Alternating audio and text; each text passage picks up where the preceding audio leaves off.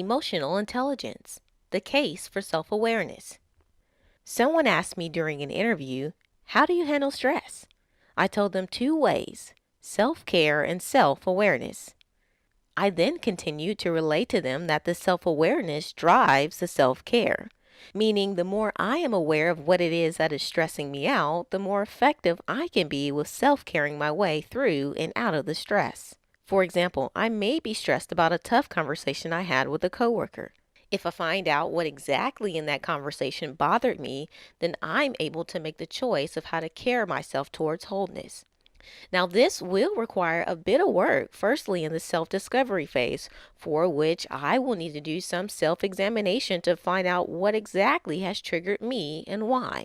Once I go down the bunny trail of discovery to find out what the trigger is, then I can determine the validity of the emotion in its present state. Maybe I'm putting too much weight on that conversation and I'm displacing my anger and disgust on that person. Maybe I'm not, and the current emotions are not tied to anything in particular that's related to my own insecurities, but that I need to do business with that person and espouse to them ways that they can engage in more edifying conversations. There's a popular book called Emotional Intelligence that details this exact approach of becoming more aware of our emotions. So often we focus in on our mental intelligence, such as gaining more external information, that we largely neglect the understanding and comprehension of our emotive nature. The more apt we become in this area of emotional awareness or intelligence, the better our interpersonal skills and behavioral patterns become. We then begin to form and shape habits that accentuate our true selves, and our true personality traits become better understood by others. Thus, we begin to thrive in our truest form of our authentic selves.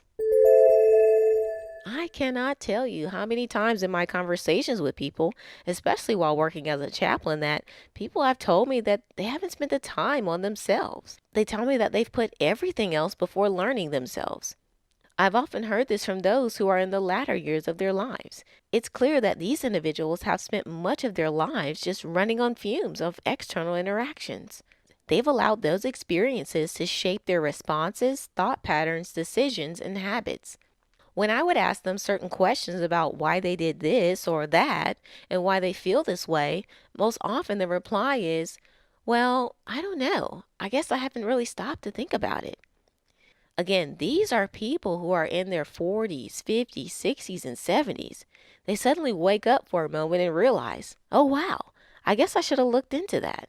I guess maybe I should try and think about what in my past has shaped my current emotions and the way that I view things now. Maybe I need to do business with myself before I form solid answers on how I should move forward. Essentially, maybe I should work on my emotional intelligence. Folks, there are layers to this thing. We cannot simply be satisfied with living on the surface of life and just passively expecting ourselves to participate in life. This approach will almost assuredly leave you with the stance of allowing life to happen to you, most often taking the victim mantle. Oh, how I hate the victim-based mentality. I don't know which one is worse, the lack of self-discovery or the victim mentality. I'd say they're equal opponents that play on each other's courts. Now, full disclaimer here, I do believe there are some events that happen to us that do, in fact, at that time, put us in the seat of a victim.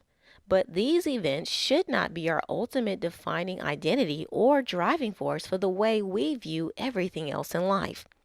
By taking the time to understand why we do the things we do and why we react the way we do is highly important. I dare say that it has been supremely underrated at best. Most of the time, it has been largely brushed aside as, I'll get to it. Now is the time of self-awareness. Not tomorrow, not 10 years from now, but today. Today, you can do something to check yourself on an actionable behavior or response to find out why you just did that or why you feel a certain way about something. You can use the tell me more approach if you are unsure as to how to do this. When you ask yourself, self, why are you feeling upset about not being praised for your contribution to a certain project or job? You can say, well, tell me more. Meaning, well, why? What's the reason for you feeling that way?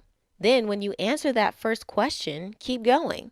Odds are the first layer isn't the ultimate reason, but there are more layers in the onion to peel. Only the brave will survive this approach because journeying deeper into the center of the onion requires a level of courageous honesty and vulnerability, quite possibly to finally admit to yourself the real reason behind the emotion. Maybe the final layer to why not being praised bothered you because you seek validation of your self identity in human beings. And that's why it bothered you because you find your self worth in that.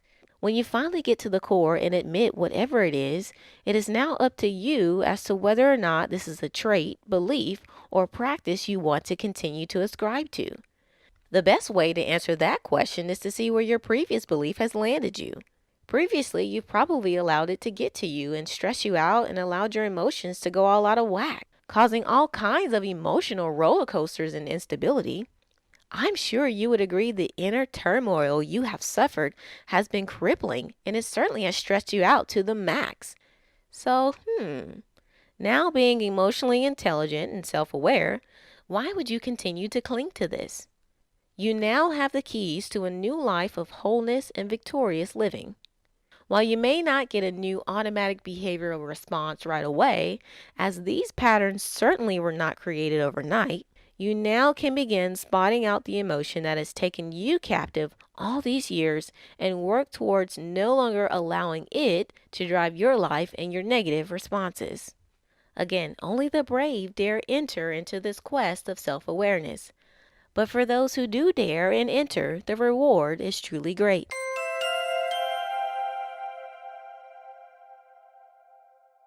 For more content and to download copies of my ebooks, go to simplelifeconversations.blog.